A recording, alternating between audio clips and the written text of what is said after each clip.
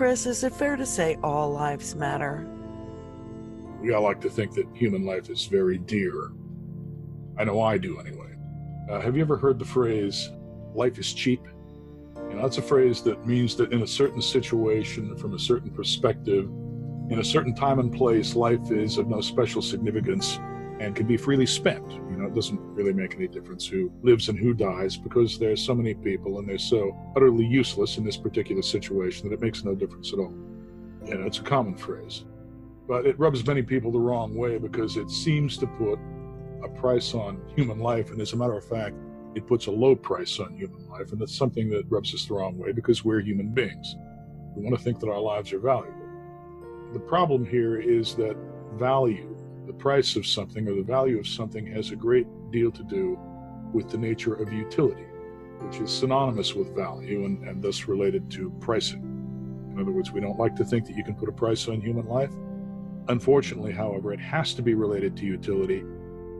It has to be priced in terms of utility, if you see what I mean. It doesn't necessarily have to be monetized, but you've got to talk about utility. To say that all lives matter is to say that all lives have a positive value. There's actually positive utility associated with them. You can look at human life, the value of human life, from three perspectives. You've got the individual himself. We all look at our own life and place value on it. And we can look at it from the perspective of others in the environment.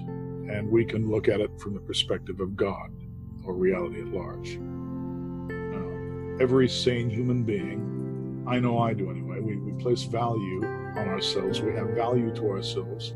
And everyone is of potential value to God and to other people. So it looks like we can answer yes on all three levels.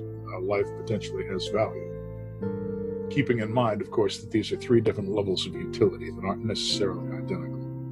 Now, one is valuable to oneself because everyone is one's own potential for self-actualization and the realization of utility, which is, of course, pleasure, benefit, or gain. In other words, if we don't exist, we have no utility at all, and we can't realize any of it. Therefore, our lives have virtually unlimited value to us, as individuals. But one is valuable to other people only insofar as one is loyal to them and supports their self-actualization.